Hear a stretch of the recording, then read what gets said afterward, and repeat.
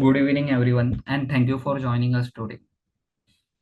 As we begin, I would like to request all participants to kindly keep themselves mute throughout the session to avoid any disturbance. If you have any question or queries during the webinar, please feel free to note them down and we will take all the queries at the end of the session. Today's webinar is on derivative for hedging. To take the session forward, I would like to introduce our speaker for the day, Shashank. Shashank, over to you.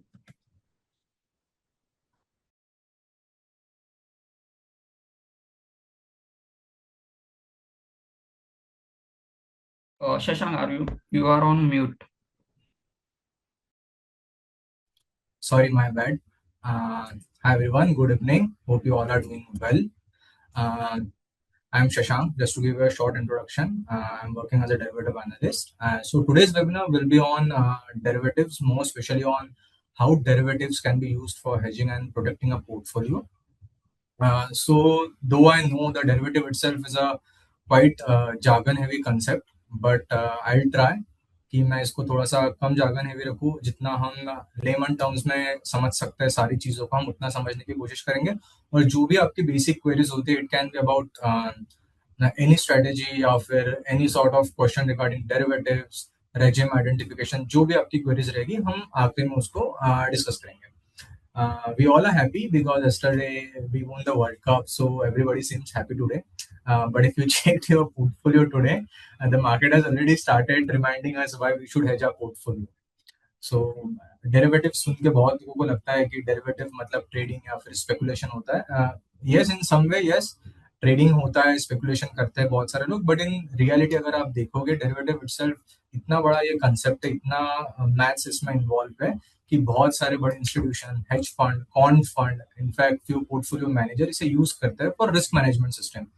Simple fact is, मुझे ऐसा लगता है कि market straight line में move नहीं करता। Everybody know that market कभी भी एक डायरेक्शन में मूव नहीं करता है। Though if you look at last 5 years of chart of Indian market, BSE 500 या फिर Nifty 50, you will see every day has been bought back. But जो इमोशंस रहते हैं कि 2% का पुल बैक आया, 3% का पुल बैक आया, तब थोड़ा अनसर्टेनिटी बढ़ जाता है and people try to speculate in that 2% 1% move, जो थोड़ा काफी मुश्किल होता है।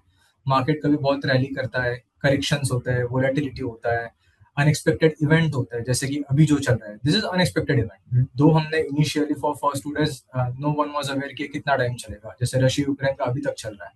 So market go through some phases, temporary drawdowns आते हैं, और आपका कितना भी अच्छा पोर्टफोलियो अगर हो, लाइक पीपल विल से कि we will shift our factors, हम रेजिम शिफ्ट के हिसाब से हम डिफरेंट फैक्टर्स में ट्रेड करेंगे। ट्रस्ट मी, आप कोई भी फैक्टर को ट्रेड कीजिए, like in current market scenario, people will recommend you value as a factor, might work well with low beta stocks in your portfolio, but all the low beta stocks are also showing some sort of drawdown in current market regime as well. So our today's webinar will be more tilted towards कि हमारा long only portfolio को हम ऐसे market scenario में भी जहाँ पे uncertain situations बहुत सारी है, वो टाइम में हम कैसे डिसीजंस ले यूजिंग डेरिवेटिव्स। दो डेरिवेटिव्स में बहुत सारा सिस्टमेटिक अप्रोच होता है, बट हम उसे भी थोड़ा ब्रेक डाउन करके इजी वे में समझने की कोशिश करेंगे। I take you through the outline. So this is a basic outline. इसमें मैंने कुछ ज्यादा जार्गन हेवी या ऐसा कुछ रखा नहीं है। हम ब्रीफली थोड़ा एक्सप्लेन करेंगे कि ओरिजिन कहाँ हुआ डेरिवेटिव का, when was the derivative first introduce. फिर हम यूज केसेस समझने की कोशिश करेंगे कि डेरिवेटिव्स के different types of use cases क्या क्या हो सकते हैं, मार्केट में कैसे यूज किए जाते हैं। Third, which we will spend more time on, is how to protect long only portfolio. Fourth one is using understanding long short equity strategies. So long short is something which I spend more time on studying, और थोड़ा सा मैं ज्यादा deep dive करूंगा in long shot equity strategies. Apart from that, ये सब चीज समझने के लिए कौन से क्वांटिटेटिव फैक्टर्स हमें समझने चाहिए या फिर हमें देखना चाहिए करंट मार्केट सिनेरियो में। So these are the factors we will go through. We will try to evaluate everything जो आउटलाइन में लिखा है, and based on that we will try कि हम डिसीजंस कैसे ले सकते हैं। सो अगर मैं आपको एक एजेंडा अगर बताऊँ इस वेबिनार का क्या है, तो हमें डेरिवेटिव्स को हम कैसे यूज कर सकते हैं और कौन सी चीजें जो हमने देखना चाहिए डिफरेंट मार्केट रेजिम या फिर मार्केट सिनेरियो के हिसाब से। Also I request everyone to mute themselves. जो भी आपको डाउट रहता है हम आखिरी में हम डिस्कस करेंगे, और आपको अगर इन बिटवीन कोई डाउट्स आता है, you can simply put that in chat box, हम उसको भी डिस्कस कर लेंगे। ठीक है। So the idea of derivatives actually जो काफी किताबों में लिखा हुआ है, जो काफी सेंचुरीज पहले यूज किया गया था। So there was one this mathematician Thales of Miletus, उसका नाम था। सो उसने वो टाइम पे, इट्स अराउंड 2000 ईयर्स बैक, जब उसने ये प्रेडिक्ट किया था कि ऑलिव में हार्वेस्ट में काफी ज्यादा डिमांड आ सकती है, तो जो प्रेसेस यूज किए जाते हैं ऑलिव में, जिसको कन्वर्ट करने के लिए ऑलिव को ऑयल में या फिर और अगर किसी चीज में उसको कन्वर्ट करना हो, तो जो प्रेसेस कर रहे थे उसने उसके कॉन्ट्रैक्ट सिक्योर किए थे। तो that was the first understanding of derivatives, जब लोगों ने उस आइडियोलॉजी को डेरिवेटिव के साथ कंपेयर किया गया था। Though derivative as a contract, हम डेरिवेटिव आगे डिस्कस करेंगे। Though derivative as a contract was first introduced in world by Chicago board way back in 1800s.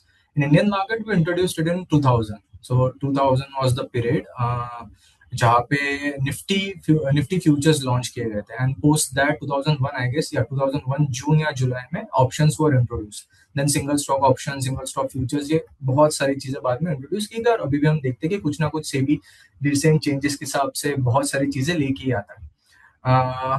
तो this is just basic introduction of derivatives कि ये कैसे market में introduce हुआ था। Okay, so what are derivatives? So again, though most of you must be aware about what are derivatives, हम जो थोड़े बहुत लोग हैं जिनको what are derivatives का थोड़ा सा बेसिक अंडरस्टैंडिंग हो सकता है या थोड़ा कुछ डाउट है, हम उसको बेसिक ब्रीफली हम समझेंगे कि डेरिवेटिव्स होता क्या है। It is a financial contract, depends on underline. अब अंडरलाइन क्या हो सकता है, मैं आपको एक्चुअल एग्जांपल बताता हूँ। एवरीबडी नो निफ्टी 50, हम निफ्टी 50 के फ्यूचर्स ट्रेड करते हैं। We have seen Nifty 50 futures काफी टैंडमली मूव करता है निफ्टी 50 के साथ। तो निफ्टी 50 फ्यूचर्स का अंडरलाइन इज निफ्टी 50। सो जैसे जैसे निफ्टी 50 मूव करेगा, Nifty 50 futures will try to move accordingly. So Nifty 50 futures itself is not a asset, but जो उसका अंडरलाइन एसेट है इज निफ्टी 50। अब इन फाइनेंशियल मार्केट बहुत सारे डेरिवेटिव्स है, फ्यूचर्स है, ऑप्शंस है, स्वैप्स है। हम मेजरली फोकस करेंगे निफ्टी 50 फ्यूचर्स पे एंड ऑप्शंस पे। यहाँ पे मैंने बहुत इजी वे में बताया है। अंडरलाइंग एसेट बहुत सारे हो सकते हैं। मैंने आपको इंडेक्स बताया, स्टॉक्स होते हैं, इंडाइसेस होते हैं, कमोडिटी होते हैं। अब अभी तो कमोडिटी काफी मतलब चर्चे में भी है, तो आपको कमोडिटी के भी बहुत सारे डेरिवेटिव्स होते हैं। देन करेंसीज के भी होते हैं। हम यहाँ पे आज फ्यूचर्स एंड ऑप्शंस पे थोड़ा सा ज्यादा डिस्कस करेंगे। यूज केस ऑफ डेरिवेटिव जो हमने सबसे पहले इंट्रोडक्शन में समझने की कोशिश की थी कि यूज केस क्या क्या हो सकता है। So the first is hedging. Like hedging simply means protecting your portfolio from downside deviation. अब डाउनसाइड डेविएशन यह हो सकता है कि ऑल ऑफ सडन अभी जो करंट सिनारियो चल रहा है कि मार्केट 1-1.5% गैप डाउन हो रहा है, 2% तक गैप डाउन हो रहा है, तो ऐसे मार्केट सिनारियो में हम क्या करें, तो hedging as a tool we can use. It's not a tool, basically there are different strategies which you can follow for hedging. The second use case is speculation. So speculation where traders take directional views on the market. So that not necessarily mean कि मैं आके आज सुबह call खरीद लूंगा या put खरीद लूंगा। Yes, that is also speculation, but there are some traders, कौन traders जिनके systems होते हैं, तो वो भी अगर speculate करना चाहते हैं, they have systems कि when to speculate, उनका risk reward रहता है, उनका methodology रहती है। So वो भी हम speculation में ही consider करते हैं। And the third one, which is mostly followed by big quant funds, then US में ये काफी चलता है। स्पेशल फंड होते हैं इनके, आर्बिट्राज फंड भी होता है। So basically where investors take advantage of prices difference between और across market you can say using options, और फ्यूचर्स भी हम यूज करते हैं।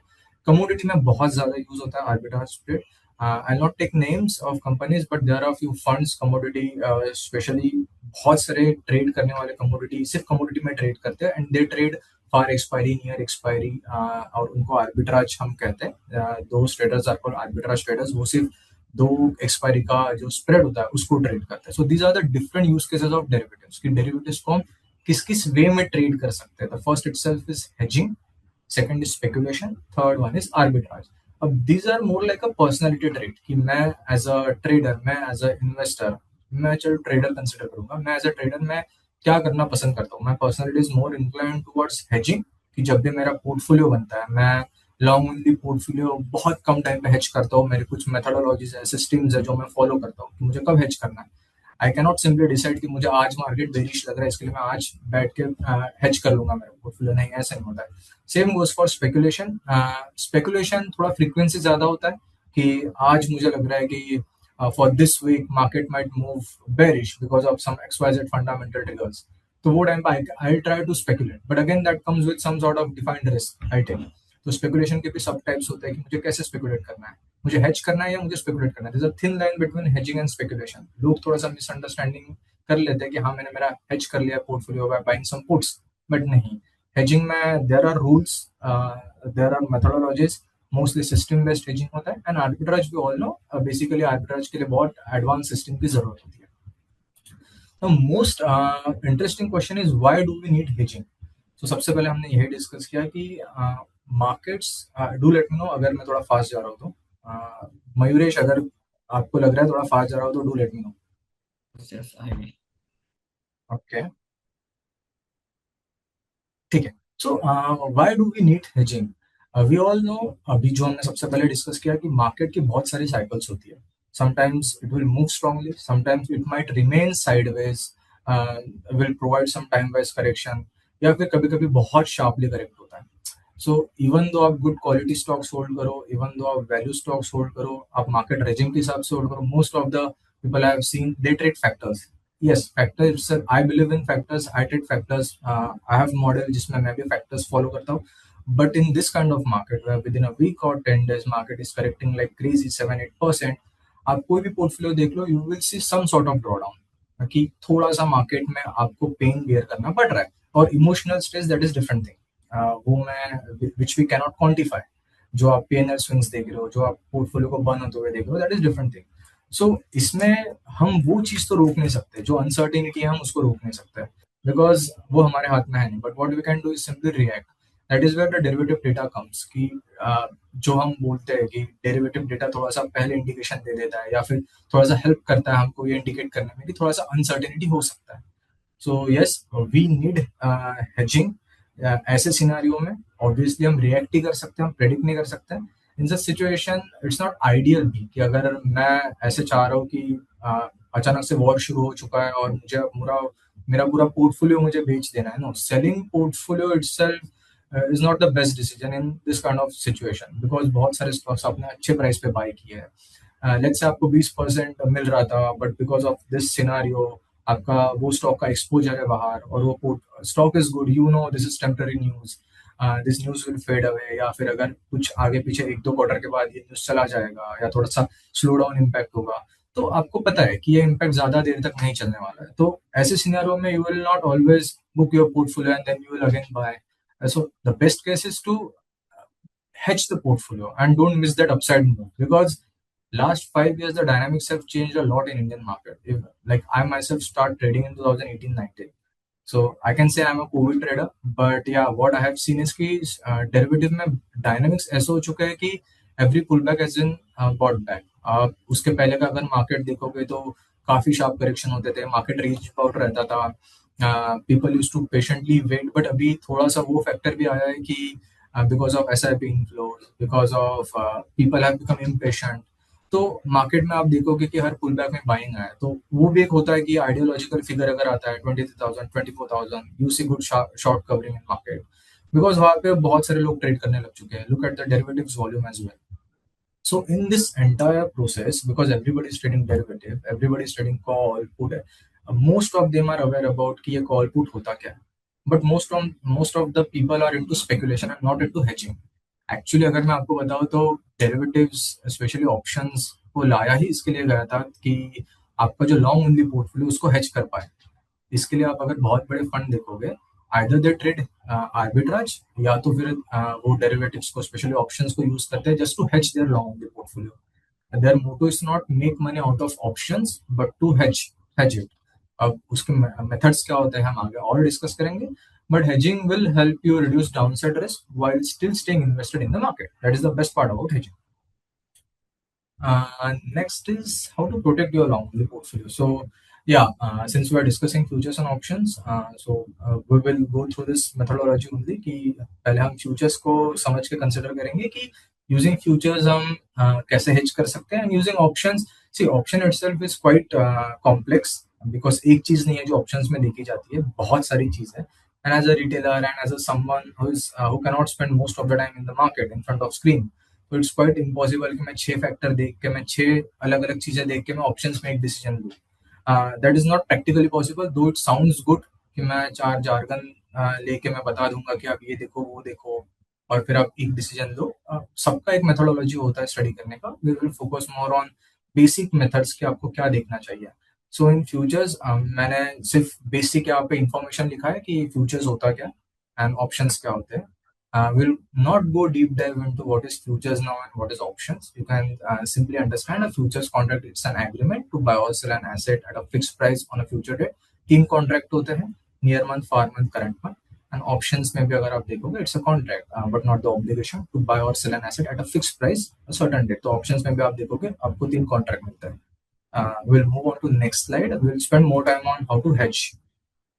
Again, just to give you a brief, we are talking about portfolio hedging and not stock specific hedging. Like let's say मेरे portfolio में कोई एक certain stock है, let's say I'm holding Infosys and मुझे लगता है कि मुझे सिर्फ Infosys को hedge करना है। तो I'm not talking about stock specific hedging, दो वो भी होता है जिनके पास सिर्फ Infosys है और उनको लग रहा है कि नहीं ये because of this news जो मेरे पोर्टफोलियो में आईटी सेक्टर है उसके ऊपर थोड़ा सा इम्पैक्ट होगा, तो मैं सिर्फ आईटी स्टॉक्स को हेज करने के लिए हेज करूंगा। तो आई am not talking about that hedging, stock specific hedging. I am talking about portfolio hedging कि आपका एक लॉन्ग ओनली पोर्टफोलियो है और हम उसको कैसे हेज कर सकते हैं। सो हेजिंग इटसेल्फ मतलब आपको ये समझ में आ गया होगा कि मेरा लॉन्ग ओनली पोर्टफोलियो है, तो ऑफकोर्स मैं फ्यूचर्स में उसका अगेंस्ट पोजीशन लूंगा। मैंने यहाँ पे यही लिखा है, if you hold a stock you sell futures contract so that if market falls the profit in futures offset the loss in your portfolio. Now यहाँ पे कुछ चीजें होती है, there are few quantitative factors जो आई वुड रिकमेंड, काफी important होती है देखने के लिए। I have used the word quantitative factors because इसमें से कुछ चीजें आपका ब्रोकर खुद दे देता है, इसमें से कुछ चीजें आपको खुद ट्रैक करनी पड़ती है, या तो फिर बहुत सारे सिस्टम्स होते हैं जो आपको ये डेटा प्रोवाइड करता है। Again I know as a retailer it's quite difficult to go through all this data, but as of now what I know most of the brokers और कुछ systems ये data दे देता है आपको आपके पोर्टफोलियो का। So the first one is basic portfolio beta. Now portfolio beta you will compare with your benchmark. So benchmark can be anything। अगर आपको लगता है कि आपके जो पोर्टफोलियो उसमें लार्ज कैप ज्यादा है तो you can follow Nifty 500। If you feel small cap ज्यादा है you can follow any Nifty small cap का index. Sorry.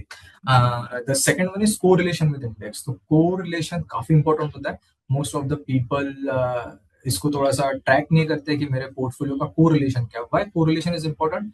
Because in last 5 years we have seen more bull phases and lesser bear phases. But actual में होता क्या है कि जब आपका, मैं बीटा की भी बात करूंगा और कोरिलेशन की भी बात करूंगा, जब आपका बेयर मार्केट में जो बीटा होता है वो एक्चुअली थोड़ा सा बढ़ जाता है। अब मुझे दिख रहा है कि मेरे स्टॉक का beta is 1, I will go through stock to benchmark and then we will discuss benchmark हमारा पोर्टफोलियो टू बेंचमार्क।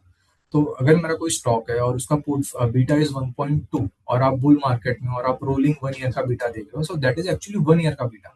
तो आप जितना बड़ा टाइम फ्रेम लोगे you will see beta, most of the time you will see it is moving tandemly with the benchmark because आपका duration बड़ा है।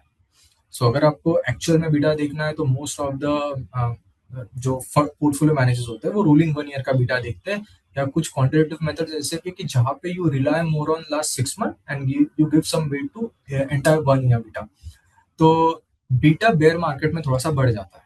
तो कभी भी आपको अगर ऐसा लग रहा हो कि मुझे एक्चुअल मेरे पोर्टफोलियो का बीटा टेस्ट करना है कि how high it can go, हमेशा बेयर मार्केट में टेस्ट करो कि आपका बीटा कितना जा रहा है आपके पोर्टफोलियो का। If you are holding a set of portfolio और आपको लग रहा है कि ये मैं at least for next 3 to 5 years hold करने वाला हूँ, so it is very necessary कि आपको ये सारे फैक्टर्स पता होने चाहिए।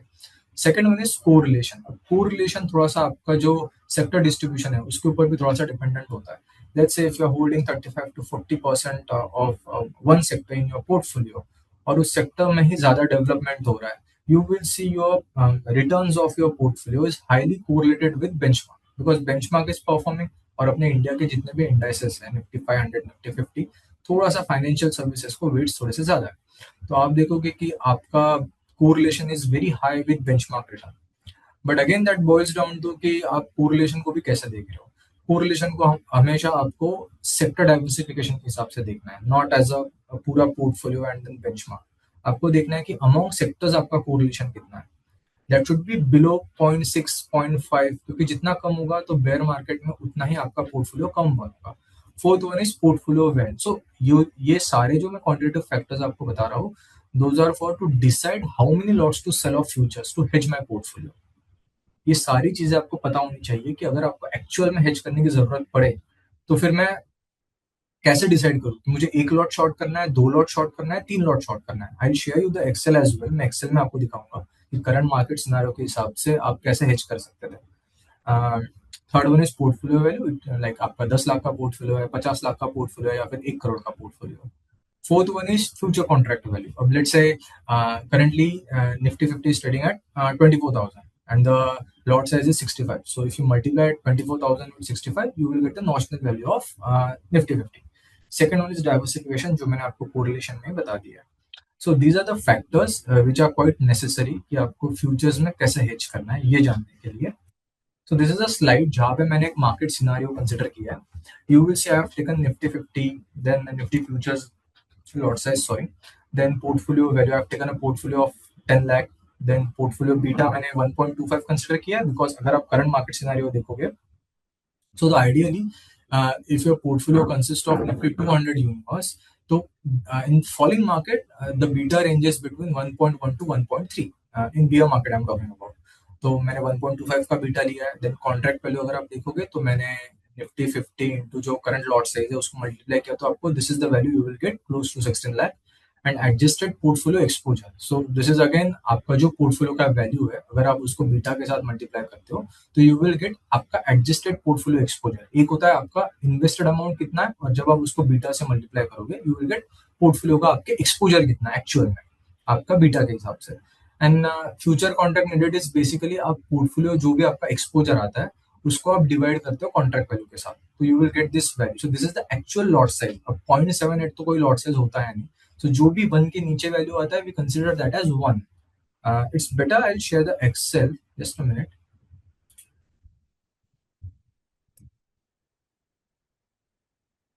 Okay, I hope my screen is visible. Okay, ठीक है. तो अभी जो करंट मार्केट सिनारियो है हम उसके हिसाब से डिस्कस करते हैं. So just to give you a brief about this, this is not a method और some calculation, this is just basic calculation.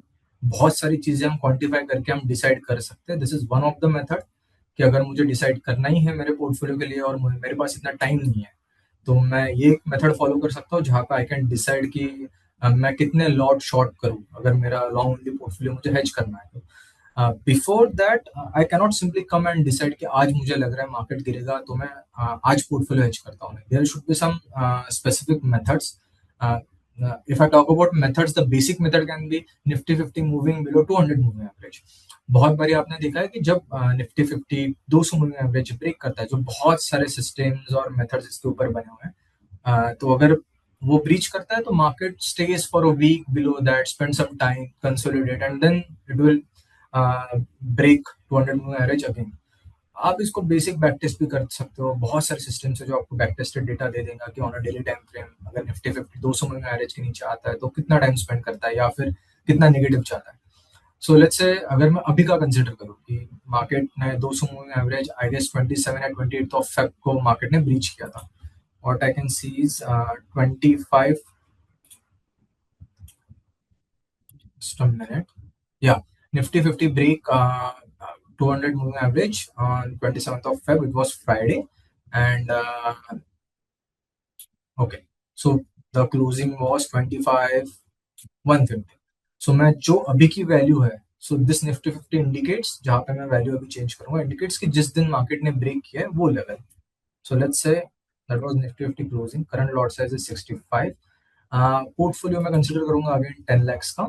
Portfolio beta is 1.25. So if I multiply that with uh, lot size, you will get this 16.34 lakh.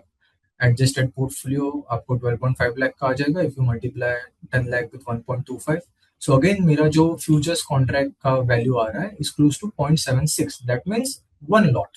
मैंने यहाँ पे right side में basic मैं क्या multiply क्या divide कर रहा हूँ वो भी मैंने यहाँ पे लिख दिया है, आप वो भी देख सकते हो.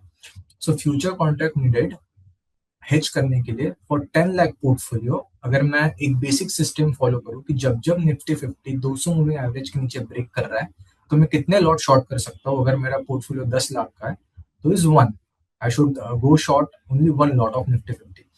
Now we will see कि current market scenario के हिसाब से how my portfolio would have reacted. So today's closing is 24,000 approximately. So I'll consider that as 24,050. So approximately market ने 1100 पॉइंट का फॉल दिया है। अब मैंने यहाँ पे इम्पैक्ट कैलकुलेट किया है कि सो इम्पैक्ट आई हैव कैलकुलेट कि जितना निफ्टी 50 करेक्ट हुआ है और उसको मैंने बीटा से मल्टीप्लाई किया है, तो that will be the actual impact. अब यहाँ पे मैंने बीटा भी 1.3 कंसिडर किया है बिकॉज सिंस वी डिस्कस कि फॉलिंग मार्केट में बीटा थोड़ा सा ज्यादा बढ़ जाता है। तो एक्चुअल जो इम्पैक्ट रहेगा आपका वो रहेगा 5.69 का। तो आपका जो पोर्टफोलियो बर्न हुआ है 10 लाख का portfolio, it might have burn approximately 56,858। तो ये आपका लॉस रहेगा पोर्टफोलियो के ऊपर। This is ideal scenario. Numbers might move some 1% 2% deviate हो सकता है। पोर्टफोलियो लॉस आपका अप्रोक्सीमेटली रहेगा 56,858। और आज के क्लोजिंग के हिसाब से you must be sitting on 71,500 profit. So if you look at this scenario, based on this scenario कि आप स्टिल आपका पोर्टफोलियो दो एक्चुअल वैल्यू लॉस हुआ है but you must be making some money. Now this is one positive case. I can tell you negative case as well. What if अगर portfolio मेरा उल्टा move कर जाता, what if 25,500? So this negative figure is actually a profit which has moved, कि आपका 18,000 से portfolio और बढ़ जाता प्रॉफिट में, बट जो आपका लॉस रहता would have been 22,750. So I showed you the negative side as well because it is quite important to have a system to decide when to hedge. So सबसे ज्यादा important यही होता है कि मैं कब hedge करूँ पोर्टफोलियो को. That is the most important part. Okay, I'll go back to PPT now.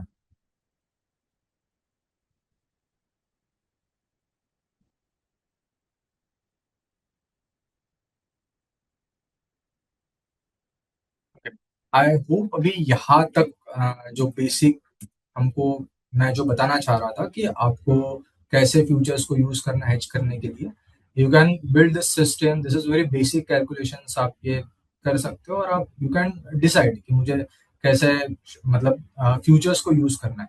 Stock specific भी आप कर सकते हो but since we are more align towards कि मुझे पोर्टफोलियो को हेज करना है, सो दैट्स व्हाई मैंने आपको पोर्टफोलियो लेवल पे ज्यादा एक्सप्लेन किया। Okay, so second topic is hedging using options. अब ऑप्शंस में आई वुड से बहुत सारे फैक्टर्स हैं but will stick to few factors जो मैं खुद देखता हूँ and you can look at that as well. Now I don't expect कि ये सबको पता होना चाहिए बट या बेसिक चीज है, बहुत सारे टर्मिनल्स पे आपको दिख जाएगा ये सारा data. First two is very common कि आपको पोर्टफोलियो का बीटा पता होना चाहिए, पोर्टफोलियो वैल्यू पता होना चाहिए और time time to expiry, basically days to expiry, कि आप जो भी एक्सपायरी ट्रेड कर रहे हो उसका कितना दिन है। कोई मंथली ट्रेड करता है, कोई बाई वीकली ट्रेड करता है, कोई फार मंथ ट्रेड करता है। तो that is also important because आप अनसर्टेनिटी कब तक एक्सपेक्ट कर रहे हो उसके हिसाब से you decide times to expiry. Also based on premiums कैसे बिहेव कर रहा है। लेट्स से मुझे वीकली प्रीमियम्स थोड़े से ज्यादा महंगे लग रहे हैं, सो मेरा रिस्क रिवॉर्ड ज्यादा रहेगा अगर मैं नियर बाय प्रीमियम्स में ट्रेड कर रहा हूँ because theta will be again a factor which will be in favour of my side. अगर मैं 2-3 दिन भी निकाल लेता हूँ और जो मेरा ट्रेड है वो मेरे साइड चल जाता है तो because everything is uncertainty. The only thing which I can do is options में कि जो भी मार्केट में अप डाउन हो रहा है मैं उसको यूजिंग ऑप्शंस में रिएक्ट कर सकता हूँ। Fourth one is India VIX. Yes, so it's either IV. Though both of these are different things, by the way. India VIX is different, IV is different. India VIX भी Nifty 50 options use करी calculate किया जाता है but since IV is quite complicated, it's a forward volatility. We will focus more on India VIX कि India VIX बहुत सारे लोग follow करते हैं। तो आप एक्चुअल में इंडिया विक्स को देख के भी इंटरप्रेट कर सकते हो कि आपको क्या लग रहा है मार्केट में। Like if you look at India VIX के अभी का अगर आप देखोगे, it is trading about 23.824 near by to 24। So on 2nd of March I guess after that follow through gap down 27th of Feb के बाद if you look, हमने almost 3 month high तोड़ दिया था for India VIX. So that was again one indication but again that is more on technical side. So अगर मुझे India VIX को देखना है बट थोड़ा सा अलग तरीके से देखना है कि हाँ मैं इंडिया विक्स अभी जो ट्रेड कर रहा है वो कैसे वोलेटिलिटी को प्रेडिक्ट कर रहा है, वो अगर मुझे जानना है तो there is one term which we will discuss again after this. Fourth one is option chain. आजकल ऑप्शन चेन सभी देखते हैं और सारे टर्मिनल्स भी प्रोवाइड करते हैं। सो ऑप्शन चेन में हम देखते हैं कि ओपन इंटरेस्ट कहाँ पे बिल्ड हो रहा है, पुट साइड पोजीशंस कैसे बिल्ड हो रहा है, कॉल साइड पोजीशंस कैसे बिल्ड हो रहा है, पुट टू कॉल रेशियो कैसे ट्रेड हो रहा है और इवेंट रिस्क ऑफ कोर्स। जब भी हम ऑप्शंस में हेज करना है हमें, so the foremost thing is कि of course we are hedging it because we are expecting some sort of uncertainty or volatility in the market. But before that, not necessarily कि आपको जब event हो तभी trade करना है। In fact, you will get more trades जहाँ पे market में कुछ नहीं हो रहा है, टाइम वाइज करेक्शन हो रहा है या फिर मार्केट पूरा साइड में, that is the best time. Again depending on कि आईवीज कहाँ पे ट्रेड कर रहा है या फिर इंडिया विक्स कहाँ पे ट्रेड कर रहा है, how premiums are building. If I am saying IV, you can relate that with price as well, कि ऑप्शन के प्रीमियम्स कैसे ट्रेड कर रहे हैं। तो वो काफी इंपॉर्टेंट होता है कि बिकॉज वही आपको बता देता है कि पोजीशंस कैसे बिल्ड होंगे धीरे धीरे। इफ यू सी कि ऑप्शंस, बहुत बार ऐसा होता है कि मार्केट में बड़ा गैप अप हुआ, ट्रेंड फॉलो हो रहा है but calls are not spiking. So बहुत बारी it is quite important to understand this jargon, just to see कि अगर मुझे आज मार्केट में बुलिश पोजीशन लेना है, whether I should short put और go long on call, both are same thing. But या उनका मैथमेटिक्स और ट्रेड लेने के जो फायदे वो दोनों के अलग अलग है, दोनों की मेथोडोलॉजी अलग है। बहुत लोग सिर्फ ऑप्शन राइटिंग करते हैं, उनके कुछ रीजन है। आई विल नॉट से कि मैं राइटिंग को ज्यादा प्रेफरेंस देता हूँ या बाइंग को। अगर बाइंग में भी लूज मोर मनी, आप सेबी का डेटा आपने देख लिया होगा, most of the people are losing money in options. But it is more about when to, it is more about to decide if I am going long, either I should short put और buy call. So it's not about कि मैं क्या trade कर रहा हूँ, it's more about कि मुझे आज क्या लग रहा है कि whether it would be writing good for option writers और गुड फॉर ऑप्शन बायर्स। तो ये भी आपको थोड़ा सा, जब आप डीप डाइव करके जार्गन्स देखोगे, कुछ ग्रीक्स देखोगे, you will find some value in it.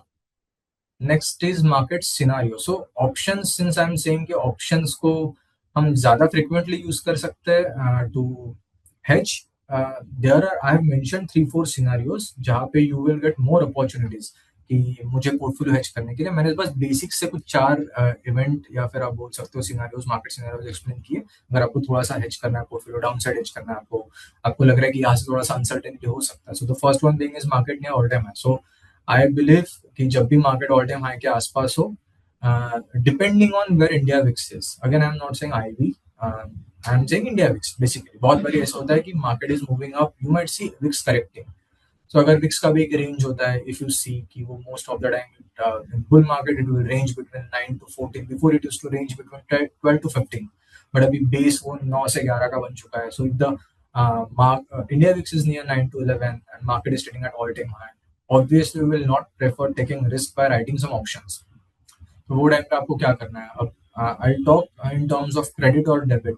Credit means कि आप नेट क्रेडिट में बैठे हो, ऑप्शन राइटिंग कर रहे हो, आपका जो नेट क्रेडिट है प्रीमियम्स का। डेबिट में आप पुट डेबिट स्प्रेड वगैरह स्ट्रेटेजीज रहते हैं। तो मार्केट नियर ऑल टाइम आए हैं तो I want some cushion on upside as well.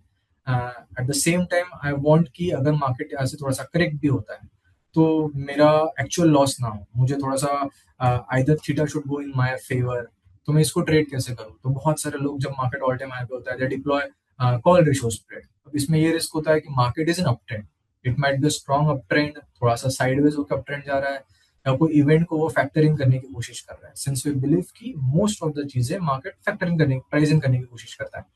तो अगर आपको लग रहा है कि हाँ थोड़ा सा मार्केट अपवर्ड ही मूव कर रहा है, but you are not expecting market to go above certain level, it might show some pull back या फिर राउंड फिगर आ रहा है, या फिर आपको लगता है कि वहां पे थोड़ा सा अनसर्टेनिटी आ सकता है, call ratio spread is the good strategy and it is quite easy to manage as well.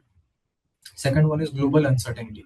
Like अभी जो सिनारियो चल रहा है कि नो बडी एक्सपेक्टेड कि ये वॉर इतना ये आगे चले जाएगा कि we will not get option to hedge our portfolio, कि मार्केट ने 2 दिन में इतना बड़ा गैप डाउन दे दिया कि now we are in a situation कि मैं यहाँ से हेज करूँ या फिर मैं क्या करूँ। So you obviously you cannot go and simply hedge your portfolio using futures now. So what you will do, आप प्रीमियम्स देखो। सो प्रीमियम्स में आई वुड सजेस्ट, अगर आपको ये देखना है कि how premiums are trading, whether they are trading at higher prices or low prices, just simply look at straddle prices, जो भी at the money चल रहा है। like if you just go simply to 24,000 call and put, add them call plus put and see how they have been for 5 days to expiry historically and how they are trading now. So you will see a good spike now, as of now. If you look at option premiums as well, आप historically अगर देखोगे current VIX पे जो आपको premiums सभी मिलेंगे for 5D2E और 7D2, just simply go to 17 March expiry। आप कल की भी प्रीमियम्स देख लो, 17 मार्च की भी देख लो, यू विल सी प्रीमियम्स थोड़े से महंगे ट्रेड कर रहे हैं। ऑफकोर्स बिकॉज यहाँ पे विक्स 24 पे आ चुका है, तो आप देखोगे कि सारे ही premiums across every expiry you will see premiums are trading at higher value.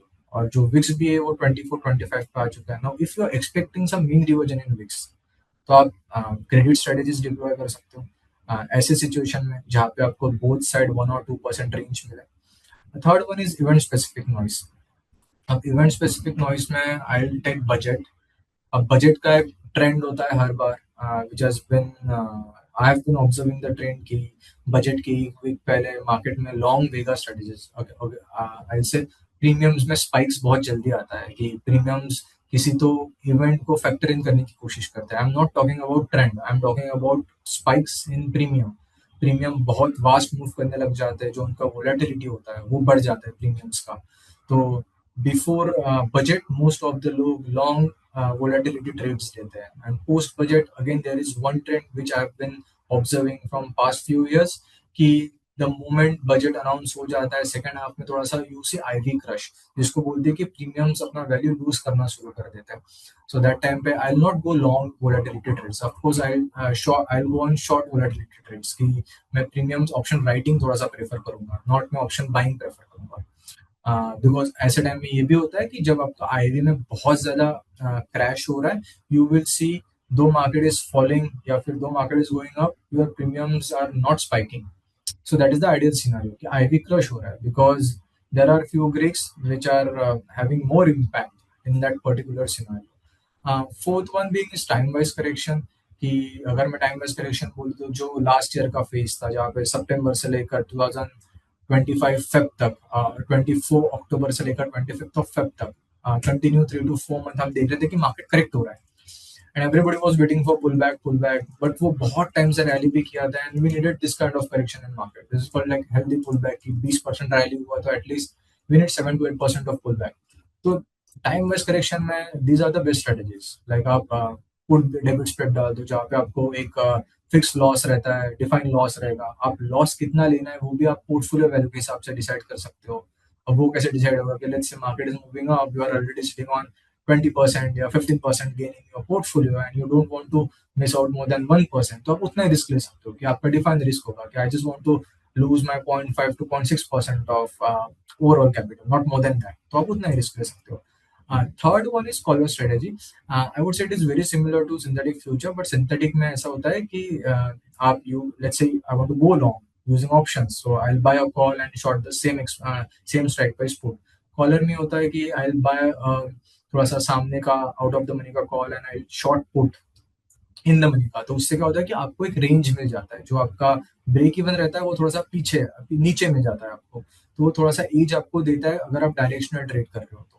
So these are the three strategy. There are many strategy because strategies ऐसा नहीं है कि अभी मुझे hedge करना है तो मुझे put debit spread डालना है, अभी मुझे hedge करना है तो मैं I will go on call। बहुत सारे लोग ऐसे भी है कि वो सिर्फ कॉल रेशियो स्प्रेड डालते हैं whatever the market scenario is because उसको थोड़ा सा एडजस्ट करना इजी रहता है। पुट डेबिट स्प्रेड थोड़ा सा लोग कम डालते हैं बिकॉज उसमें ब्रेक इवन काफी नियर बाय रहता है। अगर आधा परसेंट में मार्केट मूव करता है और एक्सपायरी पास में तो theta with eat some premiums and then आपका ट्रेड एडजस्ट करना तो उसमें भी कॉस्ट इन्वॉल्व है अगर आपका पोजीशन साइज ज्यादा हो तो these are the 4-5 ideal scenarios जहां पे आप using options you can hedge your portfolio. So we have discussed futures, we have discussed options and this is long short equity. So again this is very vast, मैं इसको और आपको deep dive करके एकदम briefly explain करूंगा। जो मैंने लिखा है यहाँ पे काफी मैंने बेसिक बेसिक सही लिखा है कि लॉन्ग शॉर्ट इक्विटीज बेसिकली बहुत सारे टाइप्स के होते हैं। एक फंडामेंटल लॉन्ग शॉर्ट होता है, एक यूजिंग कॉन्ट लॉन्ग शॉर्ट होता है और फैक्टर बेस्ड लॉन्ग शॉर्ट भी होता है कि let's say for this quarter I am expecting कि quality as a factor will outperform, तो मैंने मेरे यूनिवर्स में से क्वालिटी को डिफाइन किया है एंड देन मैं क्वालिटी स्टॉक्स पे लॉन्ग जा रहा हूँ and I am expecting value to underperform. तो लॉन्ग शॉर्ट इक्विटी में आप लॉन्ग जो होते हो जो फैक्टर या फिर जो स्टॉक या फिर जो सेक्टर आपको लग रहा है will out perform the other one, और जो डिफरेंस है आउट परफॉर्मेंस और अंडर परफॉर्मेंस का उसका जो स्प्रेड होता है you make money out of that relative performance. अब इसका मार्केट डायरेक्शन के साथ कुछ लेना देना है नहीं। Like in long short equity yes थोड़ा सा इम्पैक्ट होता है। अब वो कैसा होता है मैं वो भी आपको बताता हूँ कि you don't simply trade one और you don't simply take 1 or 2 position. Long short equity में बहुत सारे पोजीशंस रहते हैं और आप अक्रॉस पोजीशन आपका कोरिलेशन देखते हो बेंचमार्क के साथ। So if the correlation is very low, we have discuss correlation, if the correlation is very low आपका पोर्टफोलियो पे इतना इम्पैक्ट नहीं होगा। अब इसमें बहुत सारी अंडरलाइन चीजें होती है जो काफी इंपॉर्टेंट होती है।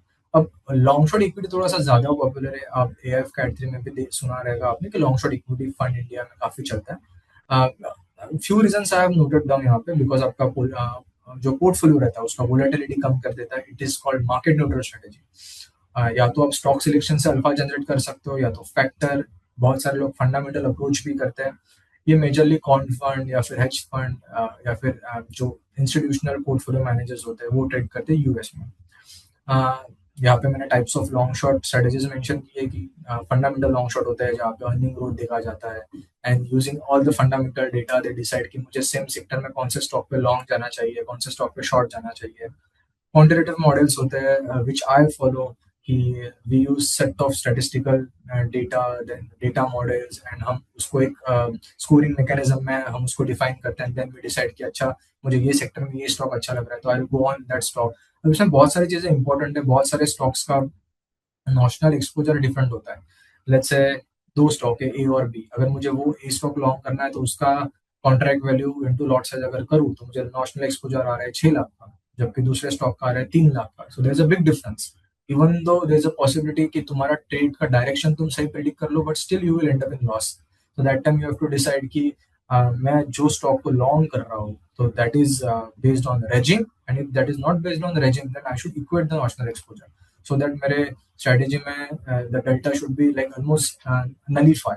बिकॉज अगर आप मैं 2 लॉट 3 लाख वाले शॉर्ट करूंगा और मैं 1 लॉट 6 लाख का लॉन्ग जाऊंगा तो मेरा नॉशनल एक्सपोजर इज जीरो ना। सो दैट डजंट मीन कि आपको लॉस नहीं होगा या प्रॉफिट नहीं होगा, बट आपको जो मार्केट रेजिम का डिपेंडेंसी था वो थोड़ा सा कम हो चुका है।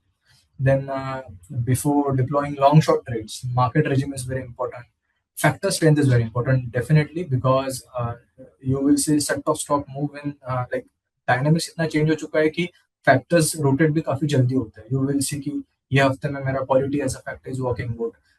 Next week you will see value stock is performing well. Like we have seen PSU as a factor. PSU is not a factor, but जो PSU banks में रैली आया था वो काफी टाइम तक चला। वी हैव सीन कि पहले भी जब निफ्टी फिफ्टी करेक्ट हुआ या फिर इंडाइसेस करेक्ट हुए, हर पुल बैक में PSU banks have performed well. तो वो टाइम पे कौन से स्पेसिफिक बैंक चल रहे हैं, वो कौन से फैक्टर्स में आते हैं, तो वो आइडेंटिफाई करना है। या फिर सेट ऑफ सेक्टर्स जहाँ पे let's say real estate is not doing good, then उसके स्टॉक्स कौन से फैक्टर में आते हैं, तो वो आइडेंटिफाई करना है and deciding which factor is good, that is also important. Correlation between positions very important, क्योंकि मोस्ट ऑफ द फंड्स जो बड़े फंड्स होते हैं तो वो कोरिलेशन इज वन फैक्टर। जितना कम कोरिलेशन हो आपके पोजीशंस का and if you are able to generate alpha out of that then your model is good. वो most of the market regime में you will see it is performing well. Just to let you know this is market neutral strategy. Long short is not mean कि आपको बहुत अच्छे returns देगा, but या वो since market regime market direction के ऊपर इतना डिपेंडेंसी होता नहीं है तो आपका अल्फा भी वैसे ही जनरेट होता है। इसमें position sizing is very important, because आपका पोजीशन साइजिंग अगर गलत हो तो बहुत बार ऐसे होगा कि you will predict the direction right but you will not be able to generate alpha. Post that I have list down some pros and cons of long short strategies. Of course, market dependency like direction पे lower volatility PNL swing will be less. Can perform in sideways market. It can be because of factors. It can be because of sectors as well. Better risk adjusted return in most of the market scenarios. अब इसमें ये सबसे important चीज होती है कि short selling में risk तो है, लिक्विडिटी बहुत इंपॉर्टेंट है। ऐसा ना हो कि आपने ऐसा स्टॉक ले लिया हो जिसमें लिक्विडिटी ना हो। So most of the funds follow Nifty 100 universe, या फिर एज ए रिटेलर अगर आपको ये मेथोडोलॉजी स्टडी करना है stick to Nifty 50 stocks, you will find enough liquidity in Nifty 50 stocks and futures. Futures if you are trading futures we all know थोड़ा सा transaction cost STD थोड़ा सा वो साइड पे थोड़ा सा हायर एंड पे रहता है सारे cost. And the most important frustrating part about long shot is की आपको क्लोजली मॉनिटर करना पड़ता है in this kind of markets, definitely yes. Okay, I guess we are done. Thank you, Shashank, for giving us very brief overview regarding derivative, which is very jargon-heavy topic, and you explain very well in very layman language. Thank you for all the insight. Now we will go ahead with the question. If anyone has a question, please feel free to ask them or put them in the chat box.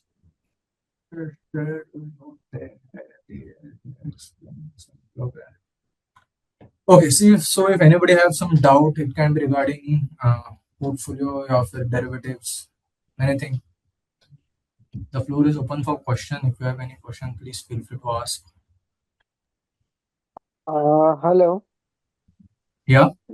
Yeah, can you show some market scenarios in which we can utilize this long short strategy or other strategies so that we have a better idea when to use a particular strategy?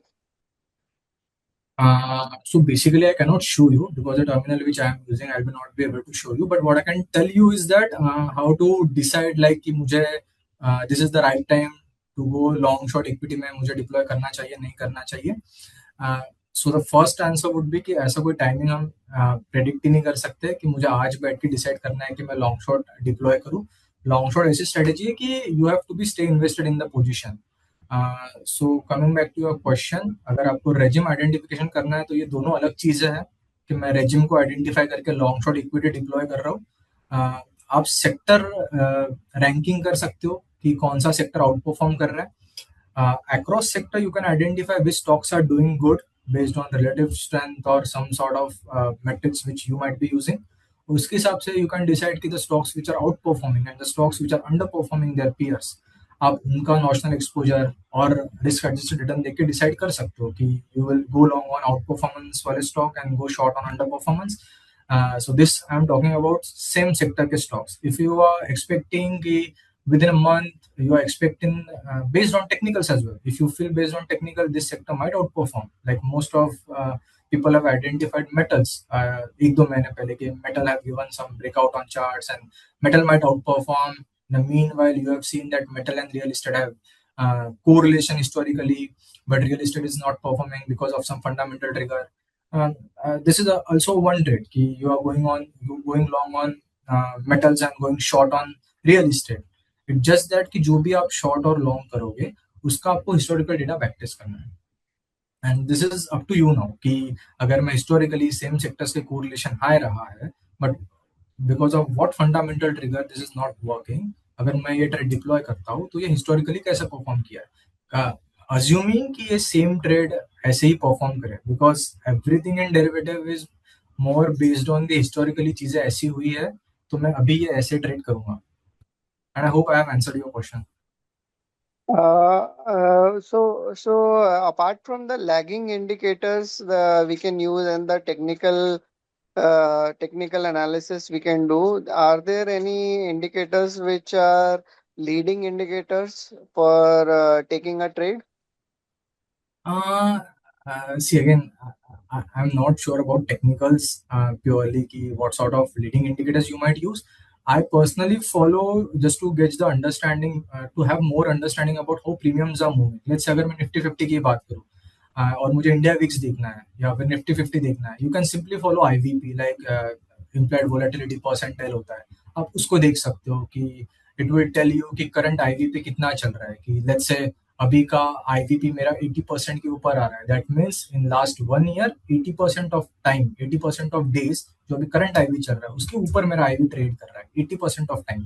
So which is huge कि पिछले एक साल में अभी का जो ivy है वो काफी हाई है. If it is about 80-85, that again will tell you कि देर इज अ प्रोबेबिलिटी की अनसर्टेनिटी हो सकता है. अगर आप अभी का भी अगर इवेंट देखोगे तो 2 मार्च को इंडिया विक्स ने स्पाइक किया था. आई हैव नोटेड था, मैंने शायद किसको बताया भी था कि IVs are still trading below HP. So market has not purely factor in पूरा आने वाले इवेंट को. So there was a probability कि हम और एक स्पाइक या फिर और एक थोड़ा सा downside. Again I am not saying कि ये हर बार आपको मिलेगा, बहुत कम बार आप you will be able to identify because 99.99% of the time market pricing कर देता है. बट कभी कभी ऐसा होता है कि बहुत सारे डिसीजंस आ रहे हैं, कभी फंडामेंटल न्यूज आ रहा है, कभी और एक न्यूज आ रहा है, तो कोई एक इंडिकेटर फॉलो करना is quite difficult. I rely more on derivative data. So this is one thing IVP which you can look eight. Another thing which I follow is कि आप जो कोई एक यूनिवर्स बना लो आप आपका एफएनओ स्टॉक्स का, और आप उसका जो स्पॉट होता है और जो फ्यूचर्स होता है उसका स्प्रेड एनालाइज करो. So you can go through the data as well.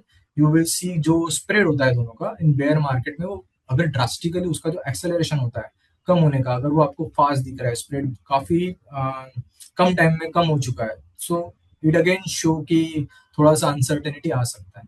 And if you normalise it तो आपको ये भी दिखेगा कि वो ऑसिलेटर जैसे मूव करता है. So yeah, these are the two indicators which I follow. I'll not say these are leading, but this has helped me, both of them. Thank you. Yep.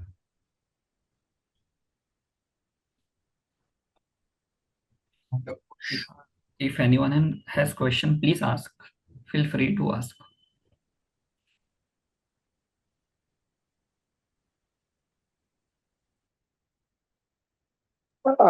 Sorry, Shashank, I wanted to ask another question.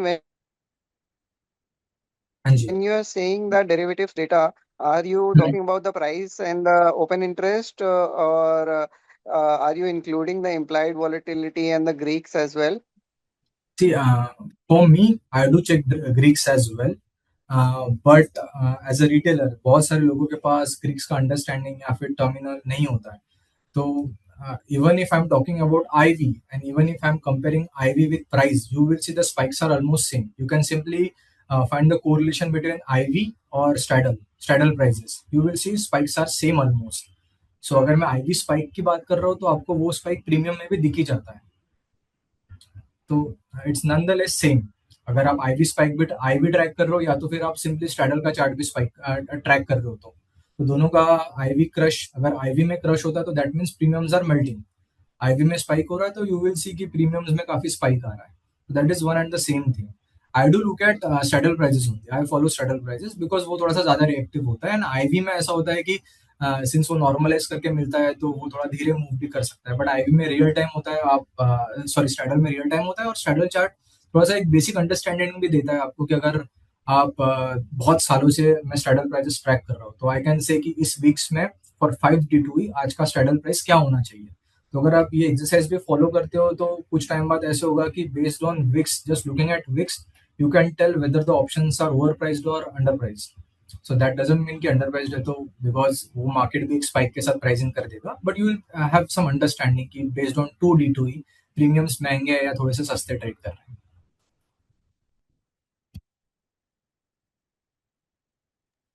So let's say the market opens at around 23,800 on a particular day. Hmm. So should a straddle be well, the spot price? Should it be at the center, or should it be should So your voice is not audible.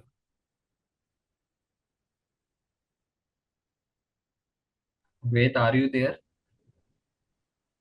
Okay, if someone have any question, please feel free to ask. Shashank, until then, can you help us, the overall audience? I think everyone might have this question as well. In this market scenario where volatility is way too high due to several macroeconomic scenarios as well.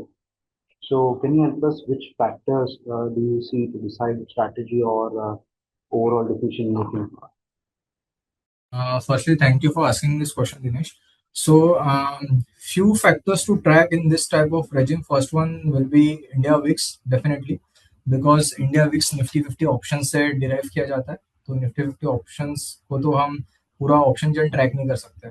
तो obviously मैं India VIX को track करूंगा कि India VIX कैसे trade कर रहा है, because वो most of the time you will सी वो किसी इवेंट को प्राइसिंग करने की कोशिश करता है. तो India VIX first thing. Secondly, जो चीज मैंने शायद वेद को भी बताया था, वेद जी को बताया था कि आप फ्यूचर्स का जो स्पॉट और फ्यूचर्स का डिफरेंस होता है वो भी आप ट्रैक कर सकते हो. That is the most important thing. ये आपको कुछ प्लेटफॉर्म्स पे मिल जाएगा. Third one is straddle prices. Because I tell you one thing, अभी जैसा मार्केट सिनारियो है, मार्केट गैप डाउन होके you will see pull back भी आ रहा है. You just simply go to second और थर्ड मार्च का, शायद या तो सेकंड मार्च हो सकता है या तो थर्ड मार्च हो सकता है. You go to Nifty 50 price, you will see market उस दिन पॉजिटिव क्लोज हुआ था. After gap down market recovered, थोड़ा सा शॉर्ट कवरिंग आया, मार्केट ऊपर मूव किया. And observe the VIX, though price was moving up, VIX उस दिन ऑलमोस्ट 10-12% अप था, या फिर विक्स भी काफी ऊपर था उस दिन. और अगर आप स्ट्रैडल प्राइजेस भी देखोगे, end of 5 minute you will see the skew was shifting to put side. So again this is another jargon, but most of the time in Indian market you will see कि put थोड़े से हमेशा महंगे रहते हैं, because सारे लोग अपना पोर्टफोलियो हैच करते हैं. और it's a general phenomenon because of liquidity as well कि पुट थोड़े से आपको महंगे ही दिखेंगे. तो अगर ये स्क्यू भी शिफ्ट हो रहा है, but end of the day again you are looking कि कॉल अब थोड़ा सा ज्यादा मेल्ट हो रहा है, अगेन पुट में स्पाइक आ रहा है, ओवरऑल स्ट्रैडल की प्राइजेस भी स्पाइक हो रही है और इंडिया विक्स में भी स्पाइक आया है. तो दैट शोज की अनसर्टेनिटी है. दो the price has moved up, people are not willing to go against like go in the trend as of now. So ये सारी चीजें आपको डायरेक्शन प्रेडिक्ट के लिए तो हेल्प नहीं होती है, but it will tell you there is still some sort of uncertainty in the market.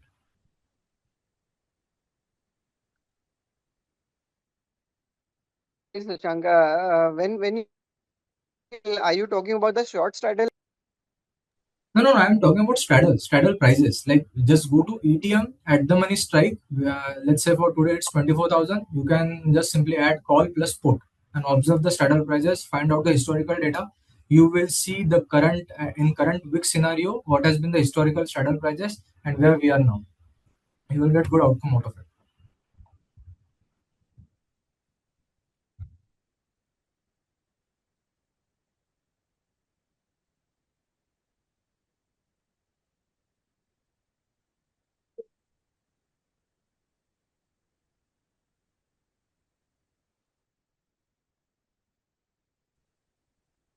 Any questions?